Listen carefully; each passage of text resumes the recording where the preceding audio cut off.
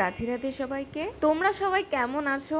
আমি জানি তোমরা অনেকেই আমার ওপর ভীষণই রাগ করে আছো, কারণ আজ প্রায় 20 থেকে 25 দিন পর আমি ভিডিও নিয়ে আসলাম, লং ভিডিও। তবে আজকের ভিডিওতে একদমই তোমাদেরকে নিরাশ করব না, কারণ অনেক ইন্টারেস্টিং জিনিস করবো ভিডিওতে। তার সাথে আজকের ভিডিওতে অনেক নতুন টিপসও তোমাদের সাথে শেয়ার করব। এখন বাজে সকাল 7টা আর এত পরিমাণে বৃষ্টি হচ্ছে, ঘুম থেকে উঠে দেখছি। আমার মনে হয় সারা রাতে আজকে বৃষ্টি হয়েছে, মানে রাত্রেবেলায় ভীষণ ঠান্ডা লাগছিল, এত বৃষ্টি। কিছুদিন ধরেই আমাদের এখানে প্রচুর বৃষ্টি হচ্ছে। যাক, অবশেষে গরমকাল চলে গেল, এখন খালি মনসুন এই টাইম। দেখা যাক কতদিন বৃষ্টি হয়, তারপর যদি আবারও গরম চলে আসে তাহলে তো হয়েই গেল। তো good morning guys, good morning. আজ অনেক দিন পর যেহেতু বৃষ্টি হচ্ছিল, তাই বেশ লেজিনেসও লাগছিল। তো তার সত্ত্বেও আজকে সকাল সকালই ওঠার চেষ্টা করেছি। সবার ফার্স্টেই তো আমি ব্রাশ করে নিচ্ছি। জানো তো, আগে আমি মর্নিংয়ে কিন্তু কোলগেটের যে নর্মাল টুথপেস্টগুলো থাকে সেগুলো ইউজ করতাম, বাট এমনিতেই ঘুম থেকে উঠে লেজিনেস লাগে। যখন একটু ইন্টারেস্টিং কিছুতে ব্রাশ করা হয় আরও বেশি ভালো লাগে, তাহলে যার কারণে আমি কোলগেটেরই ইউজ করি, বাট পার্পল হোয়াইট যে টুথপেস্ট এটাই ইউজ করি। আর তোমাদেরকে ট্যাগও করে দেবো আমি, মানে ভীষণই একটা ভালো টুথপেস্ট। সকালবেলায় মাইন্ডটা ফ্রেশ তো হয়েই যায়, আর যদি ইয়েলোইশ টিথ থাকে বা কোনো দাঁতে যদি তোমাদের দাগ ছোপ থাকে তো একদমই দূর করে দেয়। এরপর আমার রেগুলার যেই ডিউটি, মানে আমার এই 2 লিটারের যে মোটিভেশনাল বটল, সেই বোতলে আমি জলটা ভরে নিই। যেহেতু সারাদিন ধরে এই বোতল থেকেই আমাকে জল খেতে হবে, তাই প্রথম থেকে ভরে নিই, তাহলে মাপ থাকে। আর দেখো জাস্ট বাইরে কি হারে বৃষ্টি হচ্ছে সকাল সকাল। আর দেখবে কন্টিনিউ 2-3 দিন যখন বৃষ্টি হয় না, একটু একটু ঠান্ডা লাগে, যেন মনে হয় আবারও উইন্টার সিজন চলে এসছে। আচ্ছা, তো আমি না আরেকটা নতুন জিনিস আমার রুটিনে অ্যাড করেছি। আমি জানি আগেও করতাম, বাট এটা রেগুলার করতাম না। এখন চেষ্টা করি ঘুম থেকে উঠে বিছানা গোছানোর পাশাপাশি আমার ঘরটাকে ঝাড় দিয়ে দেওয়ার। প্রত্যেকটা ঘর তো ঝাড় দিই না, শুধুমাত্র আমার ঘরটাই দিই। তারপর চারদিকে যে কটা জানলা থাকে সবগুলোই খুলি। আজ যেহেতু সকাল থেকেই বৃষ্টি হচ্ছিল, যার কারণে একদমই জানলা দিয়ে আলো আসছে না, ওই মোটামুটি একটু আলো আসছিল, তাই লাইট জ্বালিয়ে নিয়েছিলাম।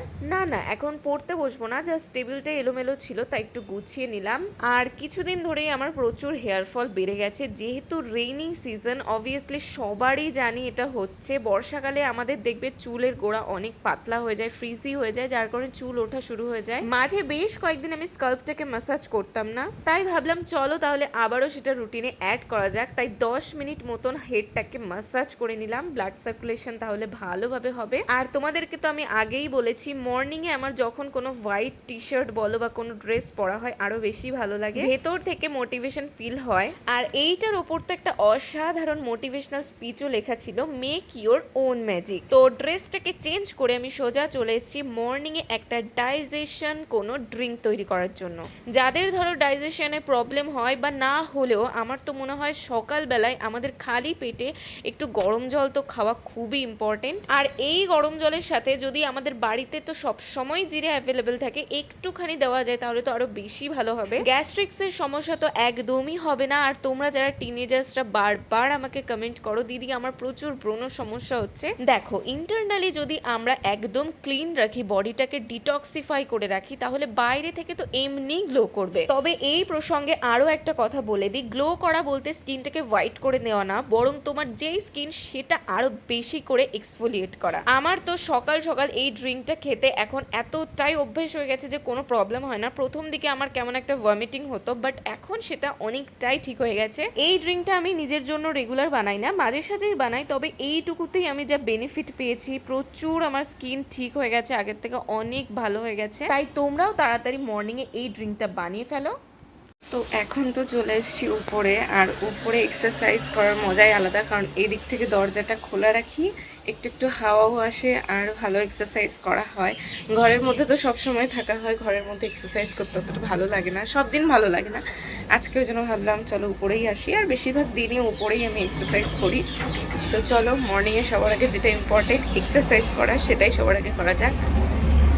এক্সারসাইজ করা তো মাস্ট বি, স্টুডেন্টদের তো অবশ্যই দরকার, যেহেতু আমাদের সেই রকম কোনো হার্ডওয়ার্ক করা লাগেই না, সারাদিন স্কুলে বসে থাকতে হয় বা কলেজে বসেই থাকতে হয়, যার কারণে আমার মনে হয় বাড়িতে আধা ঘন্টা থেকে 40 মিনিট প্রত্যেকটা স্টুডেন্টদের একটুখানি হলেও এক্সারসাইজ করা খুবই জরুরি। সবার ফার্স্টে আমি তো কিছুটা ওয়ার্ম আপ করে নিয়েছিলাম, তারপর আমি বেশ কিছু হার্ড এক্সারসাইজ করে নিয়েছি। আচ্ছা, তোমরা বডির জন্য এক্সারসাইজ তো প্রচুর করেছো, বাট ফেসের জন্য কি এক্সারসাইজ তোমরা কেউ করো? আমি জানি তোমরা কেউই করো না, তাই ভালো করে এই ফেসের এক্সারসাইজগুলো ফলো করবে। একটু ফানি টাইপের হতে পারে, বাট এটা কিন্তু তোমাদের স্কিনের জন্য অনেক বেশি বেনিফিট দেবে। সবার ফার্স্টে দেখতেই পেলে মুখের ভেতর অনেকটা হাওয়া নিয়ে আঙুল দিয়ে চেপে রাখতে হবে, তাহলে তোমাদের গালের সাইডগুলোতে কিন্তু অনেকটাই ব্লাড সার্কুলেশন বেড়ে যাবে। যাদের গালের দিকে দেখবে প্রচুর ব্রণ হয়, তাদের কিন্তু এই প্রবলেমটা আস্তে আস্তে কমে যাবে। তারপর যেটা তোমরা দেখতেই পাচ্ছ, আমি বোকার মতন অনবরত একা একা হেসেই যাচ্ছি। হ্যাঁ, এই হাসাটাও কিন্তু এক রকমের এক্সারসাইজ। হাসলে তো এমনিই মন ভালো থাকে, তারপর যদি জোর জবরদস্তি হাসা হয় তাহলে তো আরো বেশি ভালো। তারপর 5 মিনিট মতন মুখটা পাউচ করে নিয়েছিলাম, তারপর একটুখানি লিপসটাকে এক্সফোলিয়েট করেছিলাম বা পাফ মতন করছিলাম।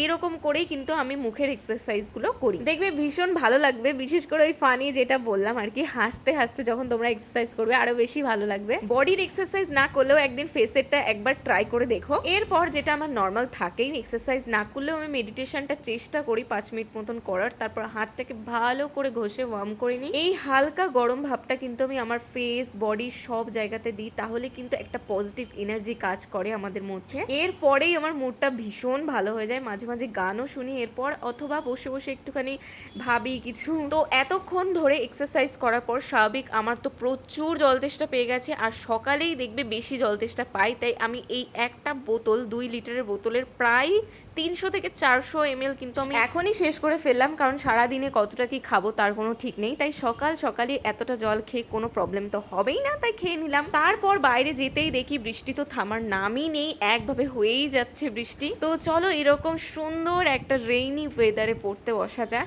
বাইরে ঝমঝম বৃষ্টি, আর ঘরে নিজের ডেস্কে বসে কিংবা একটা চট বিছিয়ে নিজের পছন্দের সাবজেক্ট নিয়ে বসে যাও। আজকে ভাবলাম একটু মুডটাকে চেঞ্জ করা যাক, তাই কঠিন কোনো সাবজেক্ট না নিয়ে বরং একটা আমার পছন্দের সাবজেক্ট নিয়ে বসে গেছিলাম। যেই দিন মোটামুটি একটু দেরি করে ঘুম থেকে ওঠা হয়ে যায়, সেই দিন মানে পুরোটা দিনই বোধহয় নষ্ট হয়ে যায়। পড়তে ইচ্ছেই হয় না, পড়তে বসলেও কেমন লেজি লাগে, ঘুম পায়, ভালো লাগে না, কিচ্ছু ভালো লাগে না।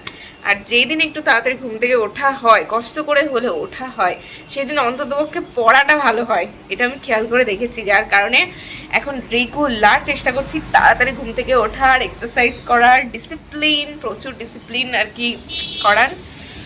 অনেক কিছু নিজের মধ্যে চেঞ্জেস দেখতে পাচ্ছি, আর এটা তোমাদেরকেও আমি রিকমেন্ড করি সব বাড়ি অন্ততকে আর যাই করো না কেন, সকালবেলা একটু তাড়াতাড়ি উঠো। দরকার পড়লে যদি ঘুম পায় দুপুরে আবার ঘুমিয়ে পড়ো, কোনো ব্যাপার না, কিন্তু সকালবেলা তাড়াতাড়ি যখন উঠবে না, আলাদাই ভেতর থেকে একটা এনার্জি, পজিটিভিটি আর প্রচুর ডিসিপ্লিন ফিল হবে। আর এটা কিন্তু সত্যি আমি বলছি, মন থেকে বলছি, আমি যেদিন সকালবেলা উঠি হয়তো আমার সেই দিন দুপুরবেলা একটু তাড়াতাড়ি ঘুম পেয়ে যায় বা রাতে ঘুম পেয়ে যায়, বাট আমার যখন এনার্জিটা থাকে না, তখন প্রত্যেকটা কাজ কিভাবে যেন খুবই তাড়াতাড়ি হয়ে যায়। আর পড়তে বসলে তো সেই পড়াটা আমার খুব ভালোভাবে হয়, কারণ আমি আগে থেকে এক্সারসাইজ করে নিজের বডিটাকে অনেকটাই কিন্তু অ্যাক্টিভ করে নিয়েছি। বিশেষ করে তো ব্রেনটা এখন অনেক বেশি কাজ করে। আজকে আমার রিভিশনে ছিল সেলের চ্যাপ্টার করার পর আমি ব্রেকফাস্ট একটা করে নিচ্ছি। আগের দিন রাত্রে আমি কাঁচা বাদাম কিনে নিয়ে এসেছিলাম আমাদের পাশের একটা দোকান থেকে, তারপর রাত্রেই ভিজিয়ে দিয়েছিলাম, তার জন্যই কিন্তু সকাল সকাল আমি এটা খেয়ে নিতে পারছি। যারা ওয়েট গেইন করতে চাও তাদের জন্য এটা একটা বেস্ট অপশন। আর তোমরা তো এই কয়দিন প্রচুর কমেন্ট করেছো, দিদি তুমি কি আর লং ভিডিও দেবে না, তুমি আর যদি না দাও আমি তাহলে তোমাকে আনসাবস্ক্রাইব করে দিচ্ছি, আমি তোমার মানে চ্যানেল থেকে চলে যাচ্ছি, এরকম প্রচুর কমেন্ট করেছো তোমরা যে দিদি তুমি তো লং ভিডিও দিচ্ছই না, কবে দেবে কবে দেবে। আমি সত্যি বলছি, আমি নিজেও ভাবিনি যে আমি যদি ভিডিও না আপলোড করি তোমরা এত আমার কমেন্ট করবে। আমি ভেবেছিলাম হয়তো ভিডিও না আপলোড করলে কেউ অতটা মনে রাখবে না, বাট না, তোমরা অনেকেই আমাকে কমেন্ট করেছো, প্রায় 25 থেকে 30টা আমি কমেন্ট পেয়েছি শুধুমাত্র দিদি তুমি ভিডিও কবে দেবে বলে। আর নেক্সট ভিডিওতে আরও একটা টপিক তোমাদের দেওয়া বাকি আছে, সেটা হচ্ছে আমার যেই বিড়ালটাকে আমি রেস্কিউ করেছিলাম সেই বিড়ালটা এখন কোথায় আছে, ওর ভিডিও কেন আমি নিয়ে আসি না, সেটাও একটা কমেন্ট আমি পেয়েছি। সেটা নেক্সট ভিডিওতে আমি তোমাদের সাথে শেয়ার করবো যে ওকে এখন কেন আমি ভিডিওতে আনি না। তো তো চলো আজ এই পর্যন্তই, দেখা হচ্ছে নেক্সট ভিডিওতে, ততক্ষণে বাই। সবাই ভালো থেকো, আর প্লিজ রাগ করো না এতদিন কোনো ভিডিও দিতে পারিনি বলে। অবশ্যই তোমরা কমেন্টে জানিও নেক্সট আরও কোন টপিকে আনবো। আর যারা হয়তো রাগ করছো যে আমি ভিডিও কেন তোমাদের টপিকে আনতে পারছি না, অ্যাকচুয়ালি কমেন্টগুলো আমি পড়ছি, মনে থাকছে, বাট পরে আমি ভুলে যাচ্ছি যে এই টপিকে আমার আনার কথা ছিল। তো তোমরা অবশ্যই কমেন্ট করো, আমি সব সময় তোমাদের মতন করে ভিডিও আনার চেষ্টা করছি। তো চলো বাই, দেখা হচ্ছে নেক্সট ভিডিওতে, ততক্ষণে বাই।